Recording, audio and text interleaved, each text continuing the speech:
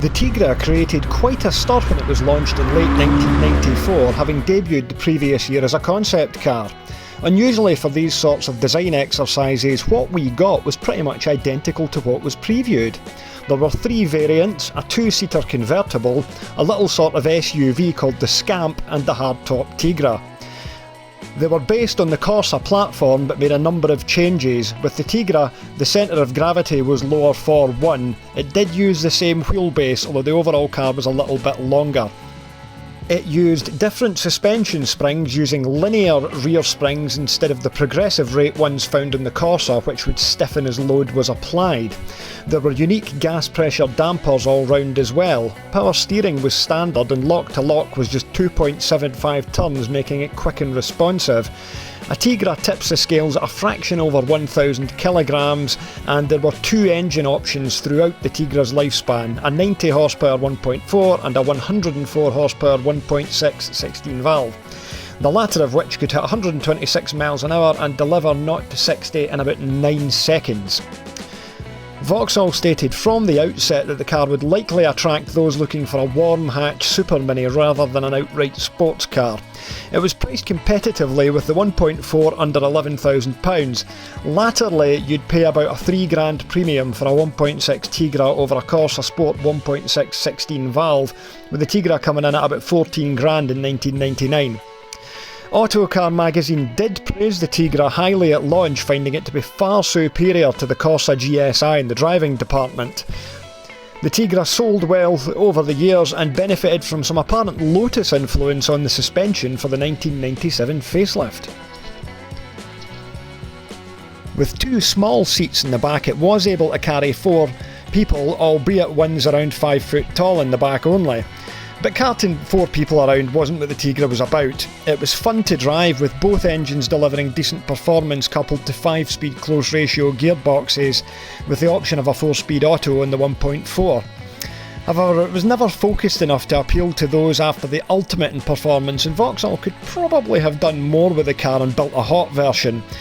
But the Tigra was launched during a time of record high insurance premiums, which may have dissuaded them from going down the route of possibly fitting a bigger engine or one with more performance. The original press release on the car stated that neither model would display its engine size to assist with a low insurance rating. The only option for them to increase the power engine-wise would probably have been to fit the 2-litre X20X EV with 136 horsepower, but Vauxhall never ever experimented with big block engines in the Tigra or Corsa, and the extra weight may have affected the handling. A more likely option would have been to de-restrict the 1.6 16 valve, which was well known to be throttled from the factory. They could have easily upped the power from 104 horsepower to around 130, as many owners did over the years via simple bolt-on modifications such as an inlet manifold and camshafts. Vauxhall never did deviate from the original formula though. There were a plethora of special editions such as the Checkers, Marine and the MTV Summertime from 1996, which came in pineapple yellow, but all of them followed the same format, with variations across the models restricted to alloys and interior trim, plus perhaps some more unusual colours. There was never a really high-spec luxury version either, with heated leather trim and so on, although aircon was standard on the later cars.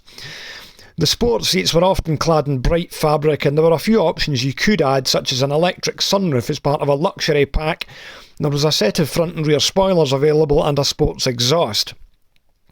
Looking back, although Vauxhall should be applauded for building the Tigra in the first place, they didn't do as much with it as they could beyond those colours and cosmetics, and the potential was there to do so when you note the reception that it got from the press at the time. You'd have thought that the convertible would have been popular, something which they did do with the second generation of Tigra based on the Corsa C. The Tigra did look fantastic at the time, and it's aged well both inside and out. It does share the dash with the Corsa, but it was one of the best of the era, and the build quality was good.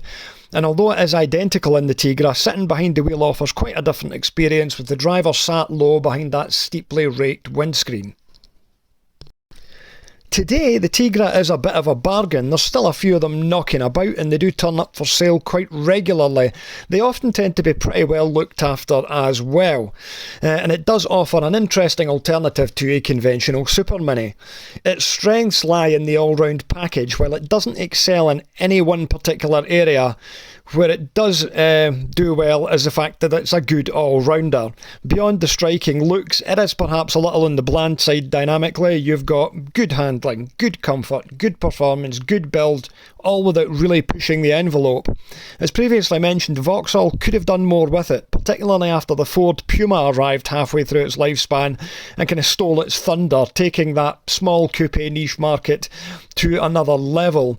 But the Tigra is an interesting and eccentric little car, and it's brimming with potential should you wish to do what Vauxhall didn't and build a hot version. There are no end of options to increase power and tighten the handling. The example in this video is owned by Ray, who's a huge Tigra fan. He bought the car from an old lady who kept it in superb condition, and Ray's previously owned a Tigra Checkers Special Edition as well. So I'm here with Ray, who owns this Tigra, which is, this isn't your first Tigra, because your name on Instagram is Tigra Checkers. Tigra Checkers, yes. Yeah. So tell us about your interest in Tigras, because this is a really mint example. How did you come about getting this one, and what ones have you owned before? So this particular one I actually got through a good friend of mine, Aaron. He left a note on it in his local area a few years ago. It was owned by an 86-year-old lady who contacted him actually last summer to say that she'd be giving up driving and she was ready to sell on. It's always worth putting a note on things, you know. Exactly. And at the time I had my Checkers edition. I'd had for nearly 2 years. The alternator went on it, and I knew down the line. What's the difference with the Checkers then? Special edition, what did you get with that? So it was just a different interior and alloys, standard 90s, you know, car manufacturer launching something as a special edition, and all the difference with the alloys and the interior. But yeah, so it all just sort of fell into place really, the timing. So I decided to sell the Checkers because I knew it would have needed work down the line as well. It would have needed a new clutch and a few other things. And this one being a 1.6 with only 25k, it was just so it's good. What's it got in now? 28,000 miles. 28 now. Yeah, that's phenomenal, and it's in such good condition as well, isn't it? Thank you. You must be pleased with it. Yeah. So what is it you like about the Tigra then? Because I mean, it's a really interesting design. It's a concept car that Vauxhall put into production, which is not that common a thing. Yeah, no, they are really rare. And with the Tigra, for me, it was, my aunt had one when I was a child. I've always loved cars, and she bought one when I was probably 7-8 years old, and I can still remember going to view hers in the showroom and just seeing this little sports coupe in the corner. Fell in love, head over heels, and yeah, ever since then, the rest is history. So what spec is this? This is a standard model 1.6 16-valve Tigra. Yeah, so it's actually a POV spec 1.6 because it's only got aircon. They usually came with the front fogs and a sunroof. Right, so it's completely standard original specification then, apart from the stereo. Because the only difference in the Tigra, the standard models, you could have a 1.4 or a 1.6. Yeah. And the 1.4 came with steel wheels on it. Yeah, but you could pay extra for the alloys, and a lot of owners did. Yeah, you can see it is, apart from the old lady scuffage marks, minor scuffage marks on the wheels, this is immaculate. But of course that's a great thing about buying cars off 86-year-old ladies, is that they are basically like new. I've never had a Tigra on the channel before, and it's just amazing how clean this is. It's got the light grey seats in it. You see, the Tigras had seats which were unique. You didn't get seats like this in the Corsa. Look, it's even got a little ticket on it that says Tigra. You've got the nice 3-spoke airbag steering wheel, orange needle clocks, and of course this one does have air conditioning, which not too many Corsas had unless you got a CDX, and it works as well, doesn't it? The aircon works in it. It's still cold as well. Fantastic. But yeah, I mean, the best bit about them is probably that design across the back window, isn't it? Yeah, that's my favourite part. It's the rounded window and the curvy back end. That's what I love about them. Yeah, that window is beautiful. It's a work of art. I wouldn't like to replace one now, if God forbid something happened to it, but that Yeah, it was back in like 1993, I think it was. Vauxhall went and released a concept car, which was very close to the Tigra, and when they actually brought this out, it wasn't far away from the concept. Yeah, it's quite similar. I think the rear window was actually £1,000 to replace back in the day. £1,000? Yeah. Just over £1,000. No, lovely. Of course, it's got back seats in it as well. It isn't a two-seater, but you fit a couple of small people in the back, or one big person sort of sideways. But I don't know. I drive loads of big cars, and I've never even got anybody in the back of them. You went to Festival of the Unexceptional this year. I did. Was that your first one? No, it was my second one. So you were there last year with the Checkers? The Checkers. How do you get on with it? What do you think of the show? I loved it. I love it. Yeah, absolutely love it. It's probably the friendliest car show I've Yeah. ever been to. Everyone is so nice. There's such a great variety of cars. The more obscure, weirder, even the most awful cars get the most attention. It's it's fantastic. The only thing was it was over so quickly. It seemed like 2 minutes the cars were all in, people were pulling out again. And it was so hard to get round and talk to all the people that we kind of wanted to. It comes and goes so quickly. Now, question with this is, because you live close to London, this isn't ULEZ compliant, is it? No. And you're getting hit with that? Yeah. Which is disgraceful, a little economical 1.6 with a catalytic converter. Exactly. It's ridiculous. I'm going to be within the zone as well at the end of this month. So does that mean every time you take it out on the road, you've got to go and pay a fee to drive it? Yeah, £12.50 every time. Disgusting. I'm hoping that so many people don't pay, and I think so many people won't pay, it will crash the system, and they're not going to be able to cope with it. Yeah. Because going about Dagenham and everything, the amount of cars that won't be ULEZ compliant, you think the people that drive them are going to pay? I don't think so. And there are so many cars just in my local area, so many old Vauxhalls and Fords, and they're just beautiful. Yeah, well, of course, Essex is the home of Ford, you know. Yeah, exactly, and most of them are probably just going to be scrapped by their owners. Yeah, it's just awful, and of course, if you had this on the MOT emissions tester, this would be as efficient as a new car. You could stand at the back of this, and there's not going to be any smell, any visible emissions coming out it, and it's so frustrating that he's pushing this through. But fair respect to you for persevering with it and holding on to it. Yeah, I'm definitely going to be keeping it. I'll probably just go down to driving it once a week. Yeah, even get another. Every day. Yeah, it is weird though, because my Cadillac over there in the corner, that's 650 quid a year to tax, and it's a hulking 2.8 V6, and it can drive into ULEZ zones. Yeah. It doesn't make any sense. But a little 1.6. Little 1.6, yeah. I rescued my Corsa 1.4 and it wasn't ULEZ compliant. The guy drove it 1,000 miles a year. Yeah. Doesn't make any sense whatsoever. Yeah. What a lovely little car. Well, this is a new one for Ray because he's never been in the passenger seat of his car before. Not since I bought it. You can feel the driving position's lower than a Corsa. Notice that straight away. You do get that lovely 3-spoke steering wheel. They got rid of that monstrous 4-spoke airbag. Oh god, yeah. Thing that was in the early ones. That was the only difference between the facelift and the pre-facelift, was the steering wheel. It does feel quite different with the rake of the windscreen. Looking in the rear view mirror is quite strange as well because of the back window. Yeah, because I've got a 5-door Corsa, which is it's the same dashboard, but yeah, this feels quite different. It's a lot lower to sit in, and that rake of the windscreen and the raked back A-pillars make it feel very different. I had an R-Edge 1.4 Marine Edition, and that had the great big fat steering wheel that just didn't feel as sporty as this. Yeah, that airbag wheel was shoved in absolutely everything for a while. Yeah. I think he said, did we go down here before? Let's give it a go. Because these are quite nippy. It was about 104 horsepower these are. 105. That 1 horsepower makes a difference. I know with these engines that Vauxhall did actually have to restrict them quite a bit to the factory, because if you put one of those manifolds on it, you get like 25 horsepower. Yeah. I've no idea where we're going here. I think we're going into a housing I think we've gone into, I have to turn around. There was some at the top. But if you put your foot down in 2nd and 3rd gear, she really does go. Yeah, well, this wasn't where we went. No. Let's do a quick U-turn. Yeah, it's the same engine as the Corsa GSI and the Corsa Sport. Yeah. The engine, there's variations of it turned up in the Astra and the Vectra, but they're not as powerful. Oh, right. It's like they optimised them more for low-end torque because it was pulling more weight. So these are allowed to rev a bit harder. I don't know what exact differences are, whether it's the camshafts or things, but I know when they first did these 1616 valves, they were making far too much power. When they first did them, they were like 140, 150 horsepower, and had to go and like build these inlet manifolds into them to make them like sensible power because the engines were that good in them. Oh, right. I didn't know that. I know that with these, I'm not sure about the figures, but the power to weight ratio is pretty good. Oh, this won't. And that's why. This won't weigh anywhere near a ton.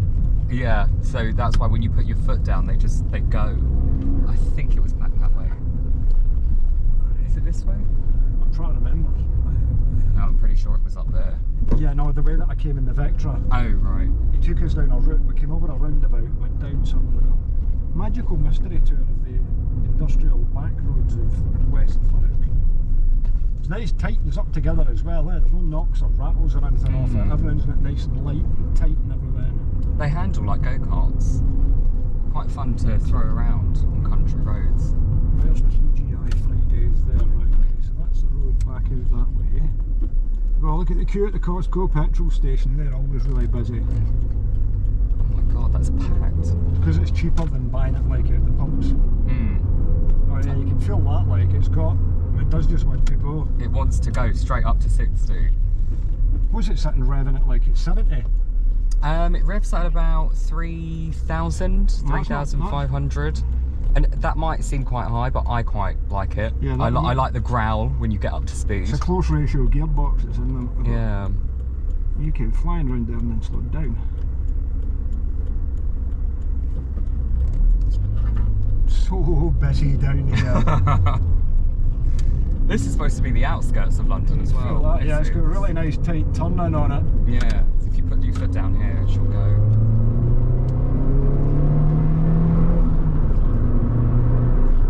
That's nice, that gearbox, there's no playing the gear lever or anything, it's spot on. She's been serviced every 6 months of her life, ever since she was 4 years old. The engine will still be tight, this would get quicker. If you kept putting super unleaded in it and thrashing it every time you took it out, it would pick up and go even quicker. If she always gets E5, the premium stuff, BP.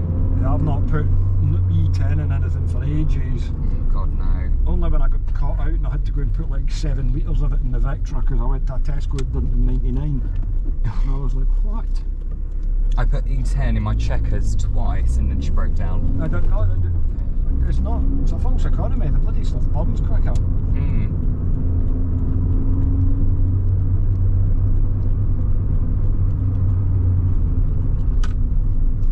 Nice seats in it as well, eh?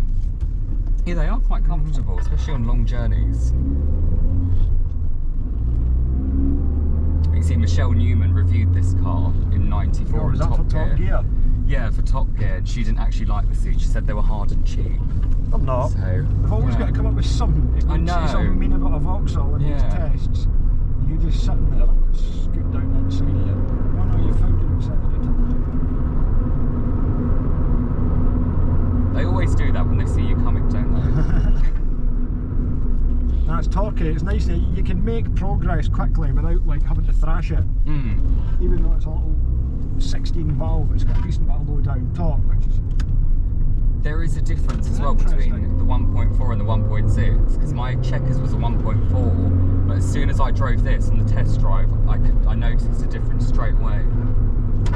It just goes. This is nippy. You can have some fun with this. You can really start making throwing it around. But I think the handling package on these is superior to the Corsa. They do sit and hug the corners better. The Corsa was always a bit dynamically average.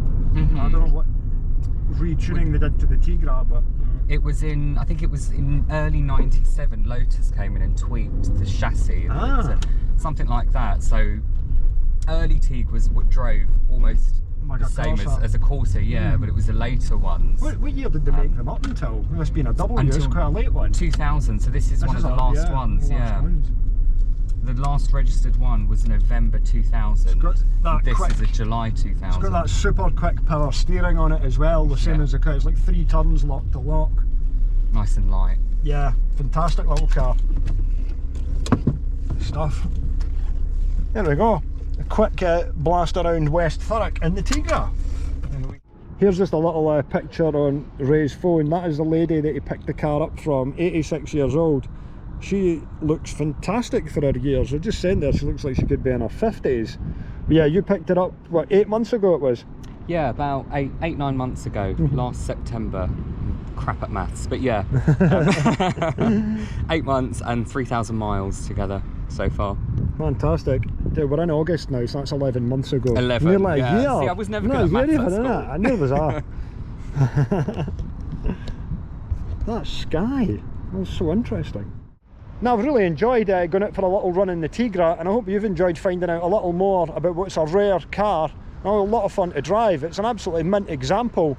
Fair play to you, Ray, for buying it off the old lady and she's going to stay with me for life. Being resolute in keeping it in the face of this disgusting unfair ULEZ zone. It's a lovely car. I hope you enjoy the video. Thank you very much. Thank you. Cheers. My pleasure. Right, catch you next time. Cheers.